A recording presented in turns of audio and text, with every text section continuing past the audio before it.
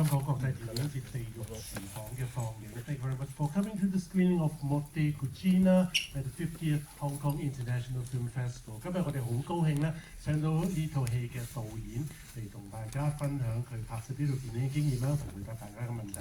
Today we are very happy to have with us the director of the film to share with us his experience of making the film and of course to answer the questions you might have. So shall we give a warm round of applause to the director, Panek Ratanaruwa.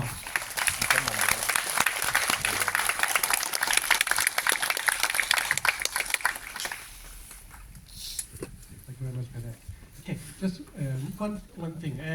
因為我哋時間唔係好足夠，咁我哋就諗，如果我哋呢一個對談咧用英文進行，好唔 OK？ 有冇人需要中文嘅翻譯咧 ？Okay, then we agree that we are going to do this Q&A in English only because we are a little bit short of time. So I can speak Cantonese. You can speak Cantonese, right? Wow. I felt so happy. I can only say stick fun. Oh, stick fun. Okay, well that's very important for this film. Okay. How many dishes can you order in Cantonese in Hong Kong? Yao gai fan. Well, you've got taste. Okay. Okay. So Panek, maybe before we go on. I used to be an intern with a production house in Hong Kong. All right. Okay. For like 4 months before I made any films. Okay. So you learn. I learned. So that's what they say to me every lunchtime. 油雞飯。So you had 油雞飯 for 4 months. Every day. Oh, that's very tough. For home. With home production house. You were in Hong Kong as an intern. Yeah. For who? For which production house? Can you say? You remember? Yeah. It's called the Film Factory. They made a commercial, TV commercial. Or somewhere? Yeah. Not film. Okay. So Panek, before we dive deeper into the film and also your knowledge about Thai food and Cantonese food, maybe. So maybe you do have something to say to the audience, but before they fire off the questions. Thanks for coming to the film and thanks for staying. It's quite late. I hope you ate already. Because you must be hungry. So we'll do it quick and just so you can go and eat. There actually is a deliberate ploy on our part to schedule the film after dinner time. Okay. So that people will be already free. So you haven't eaten, then it's their problem. Oh yeah. It's their fault. Yes. Okay. Okay. Do you have any questions for Panek? So okay. This man of knowledge. 导演你好，上次在那个去年有在台北看过这部，也还是很喜欢，就是没想到在2023年的《The Taste of the Things》之后，还能够看到这么赏心悦目的美食的电影。那当然也想要知道说你在这些美食的方面做了怎么样的功课，可以分享一下过程，谢谢。Our friend in the audience would just like to know how much research you did for the film in terms of food, in terms of the cuisine. Well, not so much for the dishes, because the dishes you see in the film, if you are a Thai person, you would know every dish in the film because they're not something like extravagant. They're like everyday food. It's kind of food that we eat during the shoot. Actually, it's very common, very simple food. So not so much research on the dishes, but the effect of which dish would affect a person with what element. If you're earth element, you can eat certain things, you cannot eat certain things. You should eat certain things, you should not. If you're a fire element, so those things have to be researched a lot. I mean, not the food, but I don't know what you call that, but the medicine kind of the effect that the food will have on each person and each season, and each stage of your life. So all these food affect you differently. So because you have to understand that in the old days in Thailand, I'm sure probably in Hong Kong also, in Asia, in the old days, we don't have medicine. I mean, medicine is something very Western, so the food is the medicine. The ingredient of the food is the medicine. When you have a cold, you eat your mother cook you certain thing. You know, when you have, you know, in the summer you so if you have rashes, they put some kind of yeast onto you, and so it's so on. So it's so the research has to do a lot with those things, not the dishes. So, this gentleman here.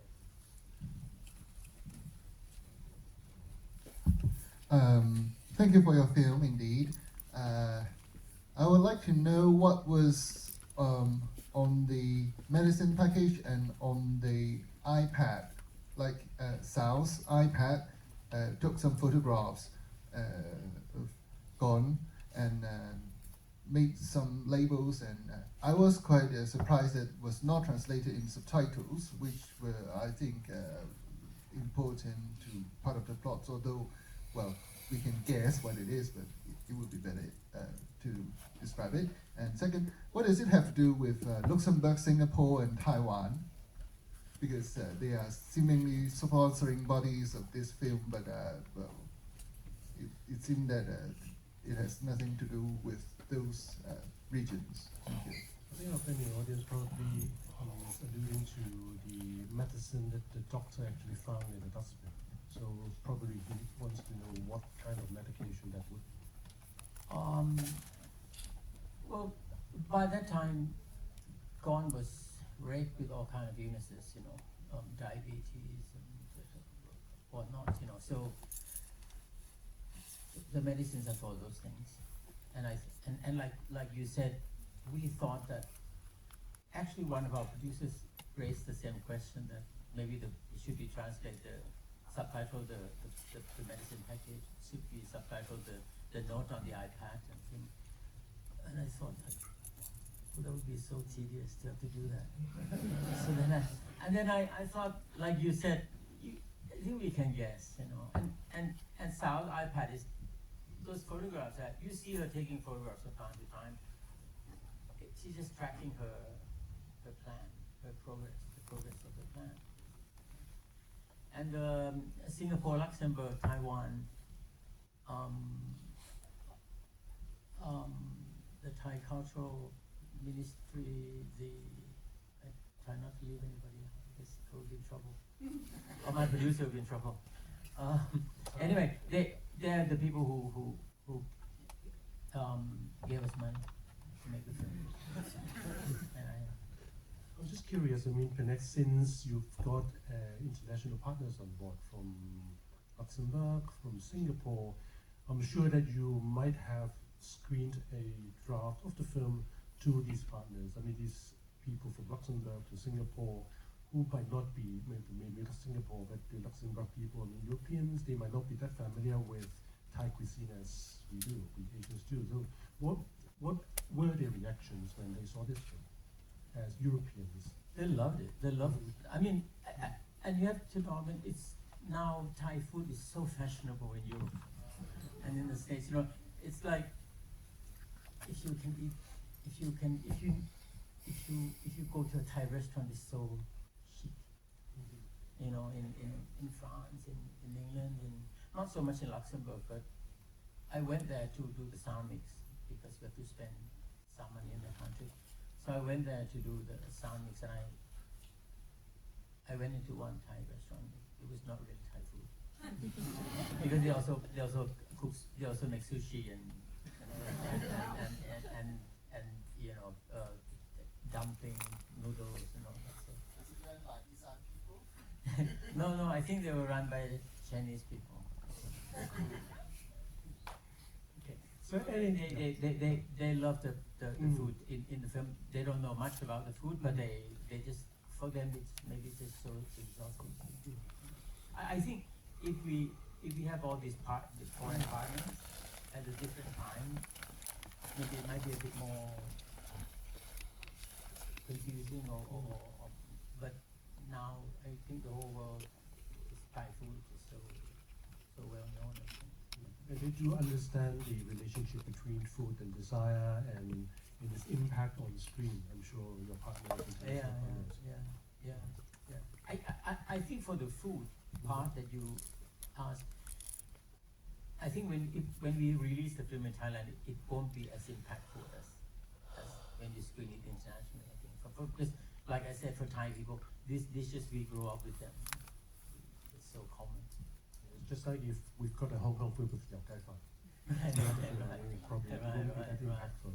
Okay, just a note that actually the next film received its world premiere at the San Sebastian International Film Festival in the culinary cinema section. It's quite a prestige because San Sebastian is very well known for its cuisine.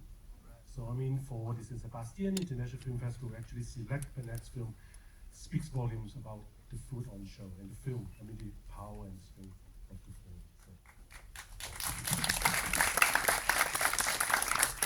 Okay. Any other questions that you'd like to ask? Please. Hi, thank you. So I would just first like to thank the director. It was such a wonderful film. It was like a visual feast, so such an amazing experience for me.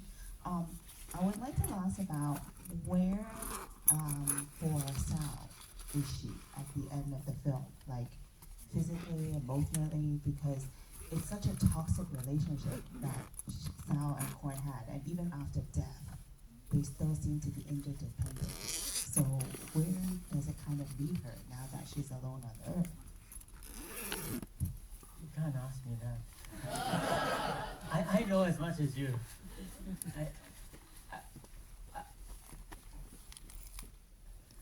I think this is.